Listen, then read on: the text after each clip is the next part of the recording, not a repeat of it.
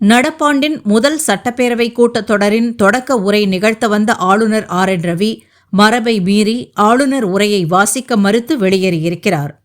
தொடர்ந்து தமிழ்நாடு அரசின் மீது பல்வேறு குற்றச்சாட்டுக்களை கோரி ஆளுநர் மாளிகை அறிக்கை ஒன்றை வெளியிட்டிருப்பது குறித்தும், சட்டப்பேரவையில் நடந்தது என்ன என்பது குறித்தும் சட்டத்துறை அமைச்சர் ரகுபதி விளக்கமளித்திருக்கிறார்.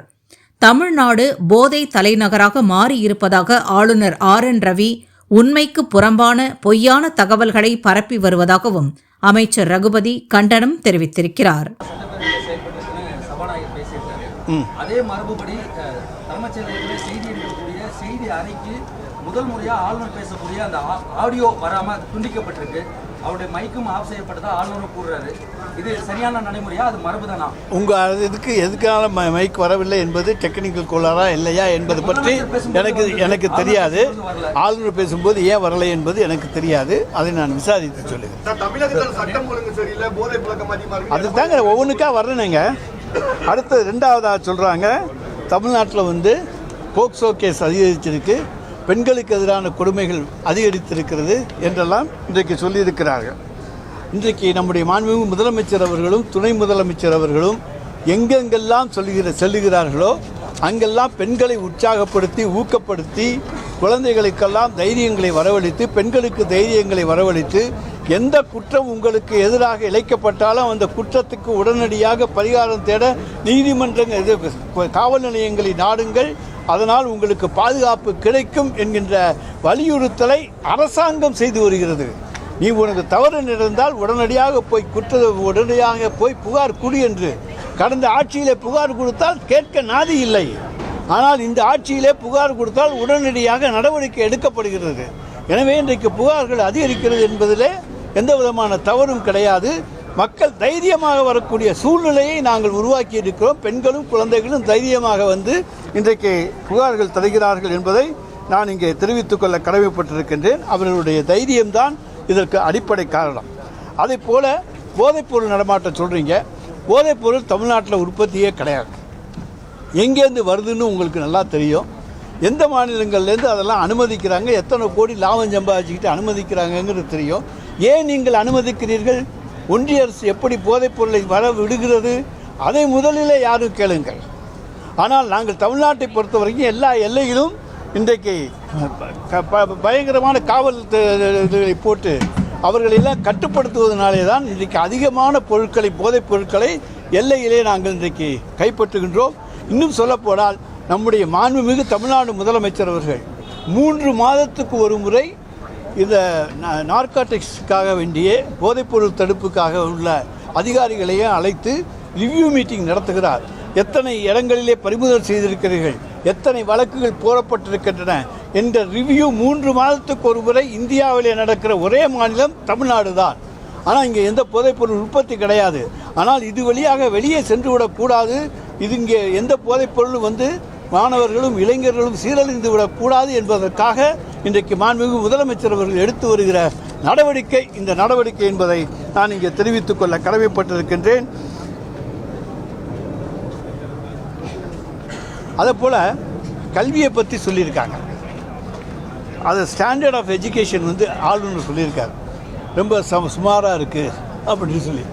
இந்தியாவிலே இருக்கக்கூடிய கல்வியிலே 100 பல்கலைக்கழகங்களிலே 18 தலைசிறந்த பல்கலைக்கழகங்கள் தமிழ்நாட்டிலே தான் இருக்கின்றன.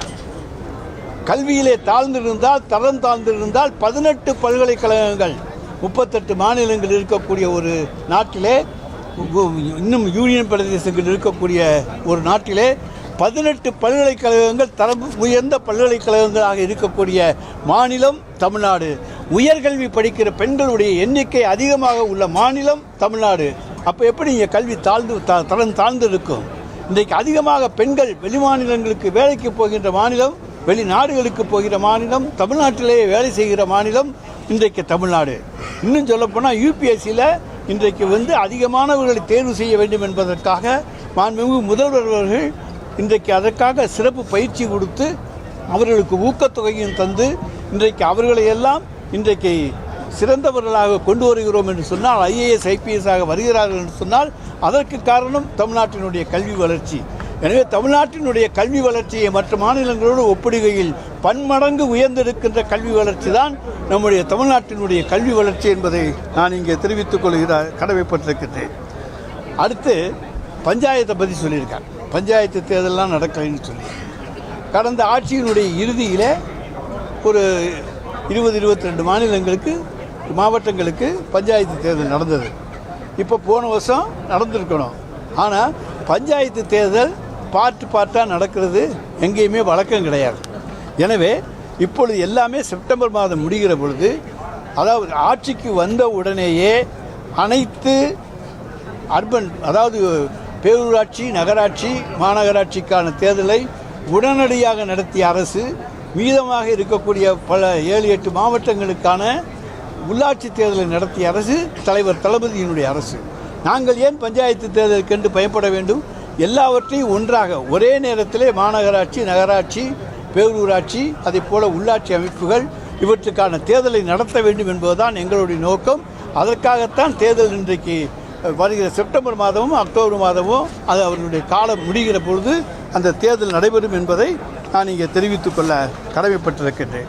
நான் வேறு யாராச்சும் எதுவும் கேட்குறோமா? இல்லை, எதிர்கட்சி தலைவர் ஆளுநர் உரையை சுட்டிக்காட்டி கர்நாடகத்தில் சட்டம் ஒழுங்குல ரொம்ப பின்தங்கி இருக்காங்க, தொலைக்கோட்டை நகரமாக சொல்லுது, மாநிலத்துக்கு வர வேண்டிய முதலீடு 4வது இடத்துல இருந்தது, ரேங்கிங் எம்எஸ்எம்இல 6வது இடத்துக்கு போயிருக்கோம் அப்படின்னு ஆளுநர் சொல்லுவார். சார், எம்எஸ்எம்இல அன்னைக்கும் 3வது இடம் தான், இன்னைக்கும் 3வது இடம். அது எங்கள் உத்தரப்பிரதேசம், அடுத்த இன்னொரு மாநிலம், 3வது தமிழ்நாடு. அப்புறம் எங்கே நாங்கள் பின்தங்கி இருக்கிறோம்? அதனால் பின்தங்கிட்டாங்க தமிழ்நாடுன்னு சொல்கிறது தவறு. அவங்க ஆட்சியில் 2வது இடத்துல இருந்தாங்களா? அப்போ நாங்கள் 3க்கு வந்திருக்கோமா? அப்போ தான் அதை சொல்லணுமே தவிர, எம்எஸ்எம்இயை பொறுத்த வரைக்கும் நாங்கள் 3வது இடத்துல தான் இந்தியாவில் இருக்கிறோம். அதை பொறுத்த வரைக்கும் பல உத்தரப்பிரதேசம் போன்ற மாநிலங்கள்லாம் கூட இருக்காங்க. ஆனால் அங்கே எப்படி நடக்கிறது என்பதெல்லாம் நாங்கள் விமர்சிக்க விரும்பவில்லை மற்றொரு அரசு. எனவே எங்களை பொறுத்த வரைக்கும் 3வது இடத்துல இருக்கமே தவிர பின்தங்கி விடவில்லை. ஆளுநர் சொல்கிறது போல் ஏதோ ஒன்றுமே இல்லை, 0 அப்படிங்கிற போலெல்லாம் கிடையாது. இதில் நாங்கள் முன்னேறித்தான் இருக்கின்றோம் என்பதை தெரிவித்துக் கொள்கின்றேன். அடுத்து கோயிலை பற்றி பேசியிருக்காங்க. கோயிலுக்கு அறங்காவலர்லாம் நியமிக்கவில்லை, கோயிலெலாம் சும்மா கிடக்கு அப்படின்னு பேசியிருக்காரு. நம்ம தமிழ்நாட்டை பொறுத்த வரைக்கும் 31,163 ஆலயங்கள் இந்து சமய அறநிலைத்துறையின் கீழ் வருகின்றன. அவற்றில் 17,873க்கு எந்த விதமான அப்ளிகேஷனுமே வரல. சின்ன சின்ன கோயில்கள் எதுக்குமே வரல. அடுத்ததாக 1,556 கோயில்களுக்கு நீதிமன்றத்திலே வழக்குகள் இருக்கின்றன. எனவே 3,290 கோயில்களுக்கு மட்டுமே ஈஓக்கள் இருக்கிறார்கள். மற்ற ஆலயங்களுக்கெல்லாம் அன்றைக்கு ட்ரஸ்டிகள் நியமிக்கப்பட்டிருக்கிறார்கள். ட்ரஸ்டிகள் இன்றைக்கு செயலாற்றி கொண்டிருக்கிறார்கள் என்பதையும் இங்கே நான் தெரிவித்துக் கொள்ள கடமைப்பட்டிருக்கின்றேன்.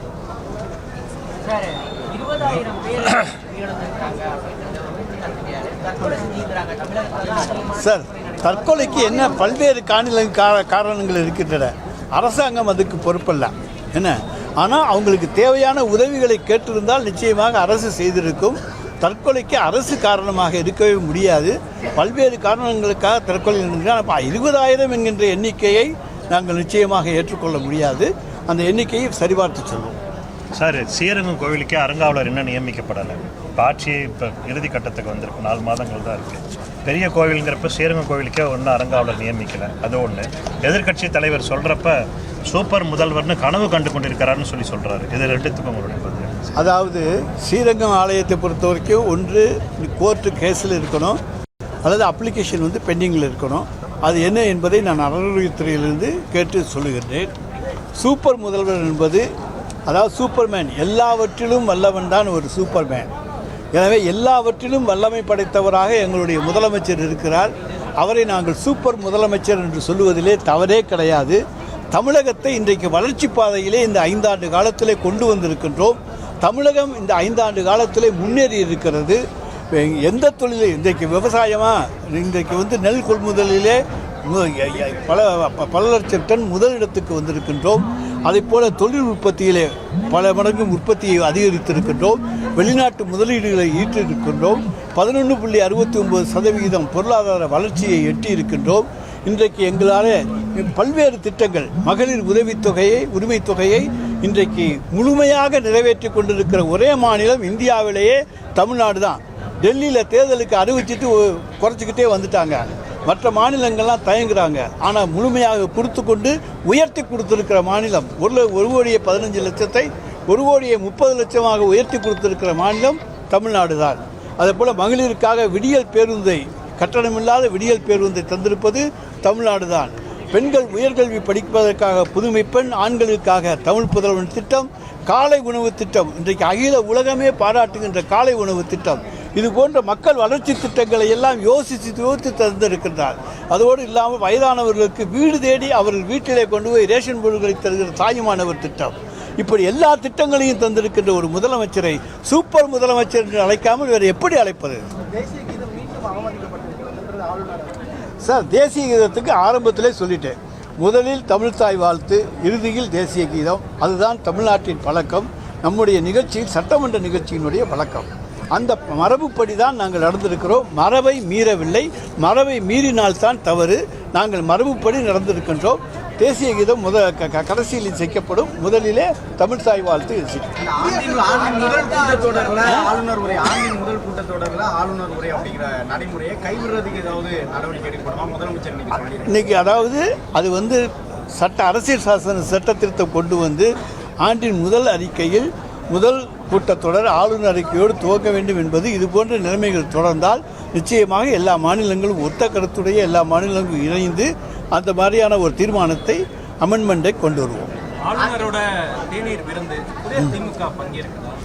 அதை பற்றி முதலமைச்சர் முடிவு செய்தார். Okay, thank you.